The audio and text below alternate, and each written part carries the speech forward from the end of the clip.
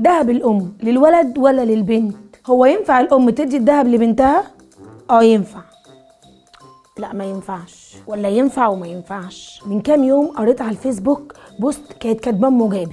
هو البوست كان غريب شويه وبتقول فيه ان انا لما اموت الدهب بتاعي للبنات من بعدي. ام جابر كتبت البوست من هنا والتعليقات قلبت خناقه من هنا، اللي يقول لها لا انت غلطانه، الدهب للصبيان علشان هم العصب، وتلاقي واحده بقى قاعده على الكنبه وحاطه رجل على رجل وبتقول لها الدهب للبنت عشان مرات ابنك ما تاخدوش. ترد عليها واحده ثالثه تقول لها لا طبعا الدهب هيتقسم بالشرع. بس اسكتوا شويه، ايه الخناقه دي؟ كل واحده ادرى بظروفها وظروف بيتها. بس من موقعي هذا انا بشوف ستات كتير بتعمل الحركه دي وبيقولوا الدهب للبنت مش للولد، والاسباب كتير. في واحده بتعمل كده مع بنتها علشان شافت مامتها عملت معاها كده، فهي كمان فكرت وقررت انها تعمل كده مع بنتها. علشان كده في بنات عندها صيغه مش من مامتها بس، ده من جدتها وام جدتها. وفي ام تانية شايفه ان بنتها ممكن تكون ضعيفه في وسط اخواتها او ظروفها مش قد كده وبتقول هسيب لها حاجه تنسند عليها. وفي بقى امهات تانية ما بتحبش مرات ابنها فبتقول لك لا انا اسيبه لبنتي عشان مرات ابني ما تلبسوش. الموضوع ملوش قاعده واحده صح او غلط،